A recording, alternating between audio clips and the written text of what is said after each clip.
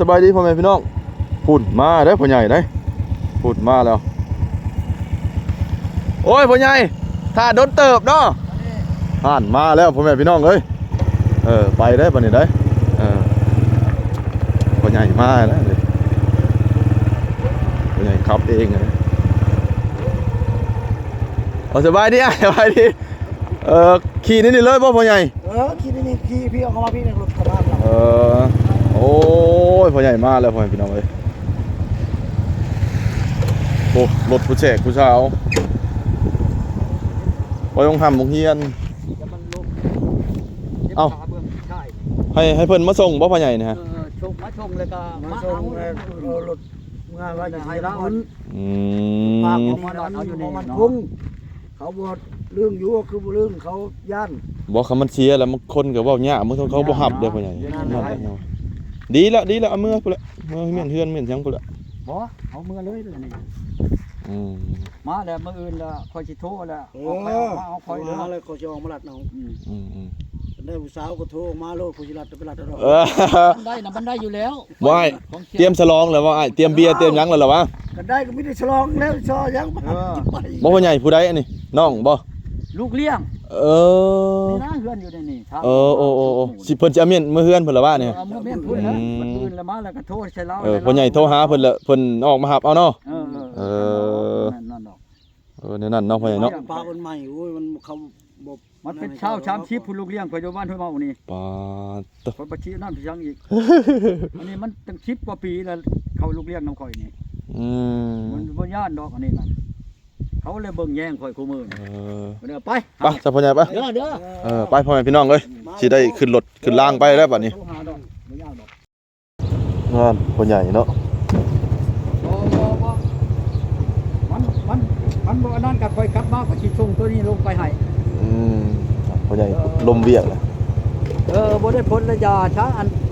ขอจะเอาตัวใหม่ลงไปให้เด้อโอเคพ่อใหญ่เพิ่นน่ะเขาโทรมาแล้วบ่พ่อใหญ่ฮักใส่น้ำมันพ่อพี่น้องเอ้ยโอ้มาฮอดตลาดดงแล้ววันนี้พาพ่อใหญ่มาฮอดพี่แล้วเป็นจังได๋พ่อใหญ่บ่ได้โทรมาน่ะผู้เช้าหันผู้เช้าโทรมาได้นำเลย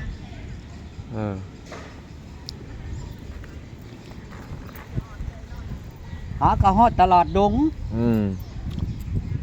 ตลาดดงนี่นะพุ่นสิไปซื้อของกินก่อนเนาะพ่อใหญ่เนาะหากะฮอดตลาดดงพุ่นแล้วฮอดวันนาพงพุ่นแล้วค่อยจังสิโทรหาเจ้าเด้อฮอดทางแวซะก่อนเดี๋ยวนี้มันยังอยู่ไกลเด้นี่นั่นพุ่นแล้วบ่ายโมงนึงหรืออันนั้นพุ่นแล้วจังสิฮอดเจ้าน่ะว่างแล้วบ่พ่อใหญ่ถือไปนำบ่พ่อใหญ่เอากันนอกกันไว้ก่อนยันคนจุบจับหอดตลาดดงไว้พี่น้องเอ้ย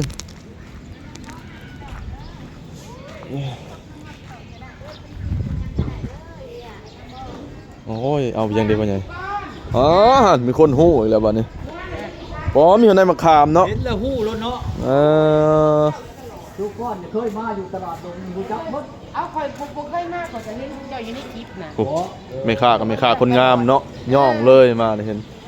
เจ้าที่ย้ำเด่นนะเจ้าปิ้งไก่ขาเจ้า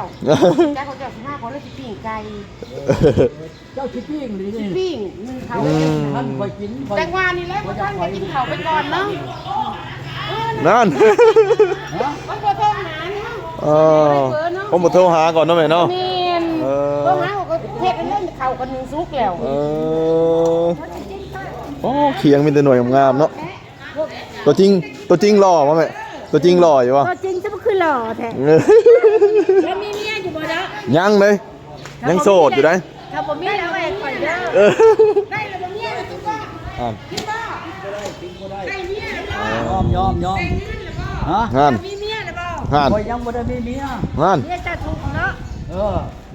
บ่ได้ทุกข์บ่ได้หยังหักบ่ทันได้เอาบ่ได้จะเอาปล่อยวัดได้อยู่ด้วยนี่หากมันบ่มีผู้เอาข่อยจะไปหาเมียเลยนี่หาเมียไปเดียวใช้ตลาดนี่หนู บ่มีโชว์บอกมาดู เขาจะโตคือกัน เอาเมื่อนี่ มีแต่คนมักเนาะบัดนี้เนาะโอ้ย เอาของครับ โต เพื่อเมียนแล้วมันค่อยมัน ใช่ดอกมีหักไม้กินชับคือกินชับ มีเมียไม่บ่โอ้ย แปลว่ามีหักไม้ มีหังใหม่ดีอีกเนาะ มีหักไม้ดีได้ เออ เขาจะได้ทำไมอันรู้กันนะเฮ็ดเรียกมันพื้นแล้วนั่นเฮ็ดเรียกกันพื้นรู้ ล้างเด้อจะไปเอาผู้สาวเด้อ เขาได้ไปติดทางเพื่อพื้นหนึ่ง อ่านออด เอาไว้ อ่านอ๋อ เอาล้อเนี่ยหักไม้ได้มันหักไม้ได้ ของเราเนี่ยโอ้โหเอา เออพ่อใหญ่สิเพ่เพิ่นยังบ่พ่อใหญ่เนาะ เขาเล่นคนใหญ่บ่แพ้นะ เออ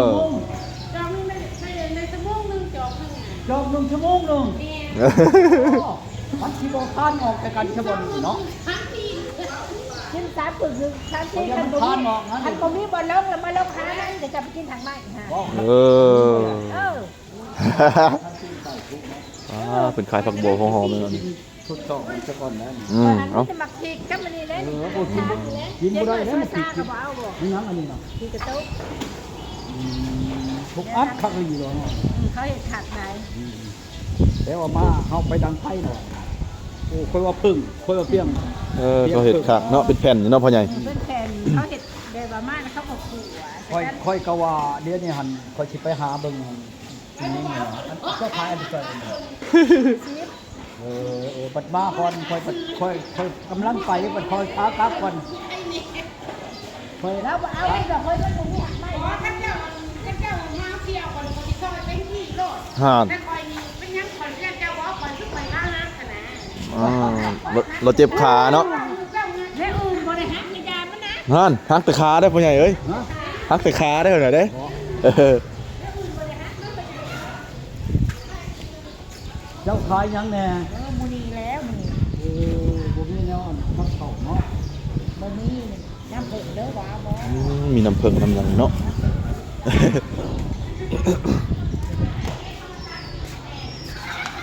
เจ้าขายยังแน่ เดินทั่วกันนี่เด้อ มักหอยก็มีเนาะ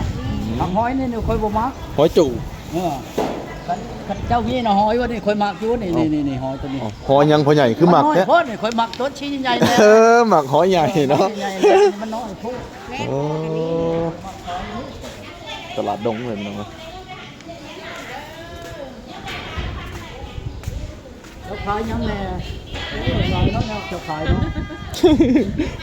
ขายปีกล้วยให้กล้วยบ่ ห่านปิ้งกล้วยกับกล้วยบะซุกจำพ่อใหญ่ เดี๋ยวไปทุกกินเลยเจ้าขายยังแน่ แน่หลานแม่ซอง ขายทุกอย่างเลยพ่อใหญ่เอ้ย มัน น้ำไหลแห้งได้แล้วแม่แซ่บแล้วชิมมึงดู เจ้าให้ชิมผมบอก ชิมไม่ได้ ท่านบอกนี่เนาะ ชิมชิม ท่านบอกของเจ้าบ่ได้ทีของชิมใครน่ะจะน้อย ม ถ้าว่าไผกินไผชื่อก็พอใจ อืม แคบหรือบ่คนยังเว้าเป็นยิ่งใหญ่เฮ็ดกินแคบพอเกลือทั้งประแดกค่อยขาพันจันทร์ได้ อ้า ผู้นั้นน่ะได้ ผมจุดเขินพ่อใหญ่เอ้ย มันพอเกลือทั้งประแดก พ่อใหญ่ว่าเป็นสุดเลยเจ้าของห่านจุดเขินพ่อใหญ่พี่น้อง กินข้อยำมันก็ชื่อได้เด้อคนนึงคนเฮาสิชื่อนี่คือกันกับเชือกกับแพเนาะเฮาก็ต้องชอบกับเจ้าก่อนแม่นบ่มันคนดีเฮาบ่หรือบ่เฮาก็ชื่อเอาหั่นน่ะ พ่อใหญ่แมงแข้งก็มีได้อพ่อใหญ่ มันก็มีลูกมีผัวแล้วก็ไปนำบ่มี อ๋อครบบทพ่อใหญ่พี่น้องเลย นั่นนี่นี่นะคอยสิไปหาเมียนี่ครับลูกพี่คนนี้นะ ซอยห้างสะกอนไปหาเมียซื้อแหล่งต้องไปหาเมียก็ได้ นี่คอยบ้านล้มมันอยู่ในนั้นเขาเห็นเบิดต่างประเทศคอยไปใช้ก็แม่นเขาฮู้จักคอยเลยดูก่อนฮู้จักเบิดในเมืองลาวเมืองไทยเมืองพลังอังกฤษฮู้เบิดนั่นนะ หูเบิดเนาะพ่อใหญ่เนาะ ฮู้เบิด เอายังพ่อใหญ่เอายังบัดนี้ แต่ว่าเอาบ่นี่เนาะอันนึงเท่าใดอันนึง เอา3อันหาซิพอรู้ไหน ฮะ อ๋อ3 อัน ลูกไทยเท่าใดอันนึง เอา3อันหาซิก็ได้ 3 อัน50 ปน เบิดลูกเนาะ เอาเลย จะเอายังปนน้ำก็ได้ จะเอาปนกันก็ได้ เอายังกำยัง ปิดตอนเขาเลย3 อันเราแล้วพ่อใหญ่3 อันเอาปนกันเลยบ่หรือว่าเฮ็ดแนวละทงบ่ แน่เราทงแนวละทงก็ได้เนาะพ่อใหญ่ ซื้อซอยเนี่ย บ่เอาปนได้เอาทงได้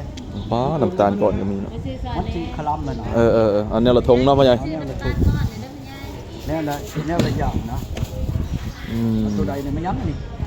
นั่งจักจัน โอ้จักจันอะไรจักจันนี่ออกเป็นอันนางเลยเนาะ แม่นจะนำมันจะเป็น เดี๋ยวเอาตัวนี้อีก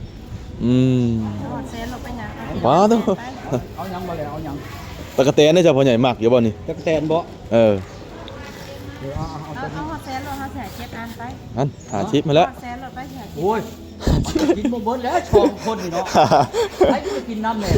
ไปเจ้าสิไปบ่ไปกินน้ำหมูก่อนชื่อ ชื่อแล้วกับป้า ช่องทำแท้นี่ชื่อนั้นก็มีผู้กินมาก่อน แม่ค้าสิไปกินน้ำเพิ่นอยู่ว่าเพิ่นถามนะ